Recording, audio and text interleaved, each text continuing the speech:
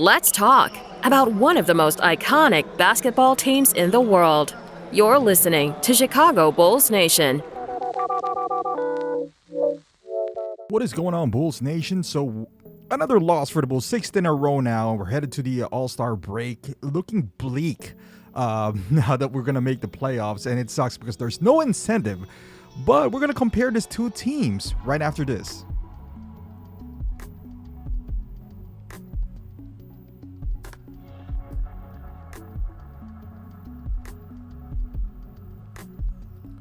All right, Bulls Nation. So, it kind of just irritates me a lot because we have these people from the Bulls, I would say presser, that keeps on defending Billy Donovan. You know, Mark from CGHO, Kobe, I forgot his name, Westerland. I interact with him on Twitter, and always the common theme is bad roster construction. So this is a good example of today's game against the Bucks. Yes, we are missing a lot of players. We don't have DeMar, Caruso, Javonte, Lonzo. We should be used to not having Lonzo by now. He shouldn't even count. And Alex Caruso, I think I said Alex Caruso, and DJ, right? Milwaukee does not have Giannis. They don't have Chris Middleton as well. They don't have a lot of guys in the Bobby Portis. You can make an argument that the players that the Bucks are missing is much key to who the Bulls are missing, right? But you know what it comes down to? Coaching.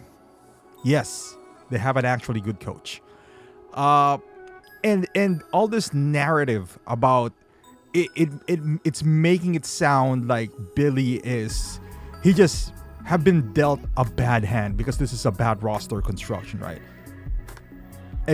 Absolutely false.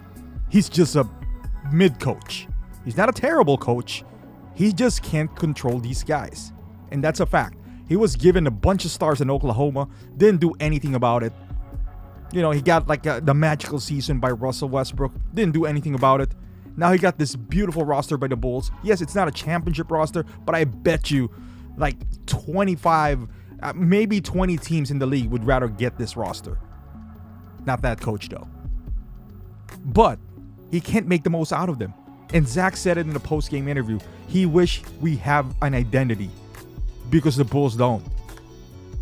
The Bulls' offensive plays consist of dribble handoff, isolation in the wing, and high pick and roll. An occasional post-up with Zach. We can't even make an entry pass to Vooch, for crying out loud. I don't blame Vooch if he wants to bolt because this team has no guidance. Nothing. Without a real point guard, you can't run a system. Like Billy can't function without a real point guard. Now the last year, we got away with it because DeMar just had a magical season. And as soon as Lonzo goes down, you can see that like his magical season still kind of continued, but towards the end, it just ran out of steam because basically players are calling their own numbers and he doesn't do anything about it. He has no system. As a matter of fact, I'll say this. Billy is a better defensive coach than an offensive coach. Our defense is actually not that bad. It's just that we're not generating enough turnovers to convert it to fast breaks. That is it. But defensive-wise, we're not that bad, which is ironic because we do have three guys who's not really a good defender. They're known more for their offensive plays. But the offense is suffering because it's so predictable. Like, their play is so predictable. As a matter of fact, I don't think they have any plays. Watch the point guard. Normally, when the coach is calling a play, the point guard will look at the coach's direction, do a hand signal, and you can see them turn. Look at this. They start the offense similar every way. Point guard goes in the middle, hands it off to DeMar. Vooch flashes in the middle, hands it to Vooch, and then they go on from there. And then from there, they're going to just freestyle. Whoever's hot, whoever's, free, it's just that. This is how Russell Westbrook got his 3 seasons of triple-double because he can do pretty much whatever he wants. And that works if you have a generational talent. The Bulls just only have 3 all-stars. Fringe, for that matter. So now you have to be a coach. You have to be a coach. You have to hold these players accountable. You got to call plays. You got to put them in a position where they would score. I don't know. Kind of like what Budenholzer did tonight. But no, we don't have that. He doesn't have that. That's why even his star players are losing faith on him. That's why I think Zach is being Zach again, generating the shots out of nowhere, doing step backs and all that stuff, because there's no place anyway. I might as well freestyle. And we are harping about the 3-point percentage, right? Like, we don't shoot enough threes. And I get it. That's conducive in today's game. So Chicago is actually not that bad shooting threes. They are, for the season, 36%, which is kind of like league average, for, they're 29% for the last 3 games, which is horrible.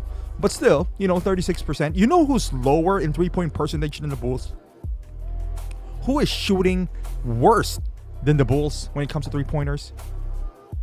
Miami and New York. How come that they are also not shooting 3-pointers, yet they're in the 5th and 6th seed? Do they also have a bad roster construction? No, they have a good coach. As a matter of fact, they do have their roster. If you look at it, the Bulls have a better roster than those two. I swear to God, if you put Thibs in the Bulls right now, they'll be at least 4th seed. And look at this team that I have on the thumbnail. They have less talent, but all heart. How? It's Nate Robinson that we're talking about. Marco Bellinelli bought into Thibs' culture of defense. Marco Bellinelli. He made guys play defense. And you know what happens when you don't play defense? Thibs holds you accountable. Our highest paid player at the time, which is Carlos Boozer, if you guys remember, or if you are aware when this was all happening, he's our highest paid player at the time. He sat the 4th quarter for Taj Gibson. He didn't care about his offense. You run the identity of the team. You run what I want you to. You run what I want you to do. If you don't, you will sit on the bench. But Billy does not command that kind of respect. That's why Zach is doing the step back 3-pointers in the most crucial time. Because there's no repercussion. There's none. Why would he listen to the coach? No one listens to the coach. And even if you listen to the coach, what would it result into? Nothing. You're going to lose anyway. You might as well get your numbers, right? Why would you buy into someone that's selling you something that does not have any value? That's where we're at right now. So after this season, the Bulls, I'm not saying Bill is a bad coach, but he needs a particular kind of point guard to run his offense, and we don't have that point guard. So you got to either, if you're going to keep Billy, you got to provide him that point guard. Otherwise, it's going to be total chaos. And if we are banking on Lonzo to be healthy all season next year and to be that point guard for Billy, I don't know. This is going to be a long season. So if you're going to stick with the roster, you have to get rid of Billy. You got to have a different voice in that locker. Somebody who can actually set plays and actually call plays and make adjustments. Look at this way. Ayo Dosunmu did not see the court last year up until Lonzo got injured. And the guy is pretty good. Right now, like this game, Dalen Terry has not seen the court for 60 games up until somebody got injured. It is your job as a head coach to assess what's going on in your team and to experiment and to do all these kind of changes on the fly, but he can't. He's set on his ways, but he has no ways. It's not like it's like he's Thibs. Thibs is hard-headed. He doesn't want to play young guys, and it's hard to argue with him because he keeps on winning up until it's playoffs and he loses. But at least we don't scream at the TV when it's regular season. We're fighting for the playoffs. We know we're going to get into the playoffs. It's just that we're going to get smoked when we get to the playoffs. Why? Because we don't have the talent. Thibs was never given the talent that Billy has on this team right now, offensive-wise. His best player at that time on this thumbnail was Joakim Noah, who finished 4th on MVP voting because he plays hard. Not because he's talented, because he plays hard. Why? Because Thibs commands you to play hard. Billy commands you to do nothing. Billy commands isolation plays so you can score. Maybe you get hot. If you get hot, then I can get away with, riding you throughout the game. And I have 3 guys who's capable of being hot. So do your thing and let the rest fall into places. That is not a strategy. That is hoping for a rain. My goodness, I'm done with my rant. Thank God there's a all-star break. I gotta step away from this team. Thank you for watching. Subscribe to the channel if you want to vent as well. And I'll see you guys in the next video.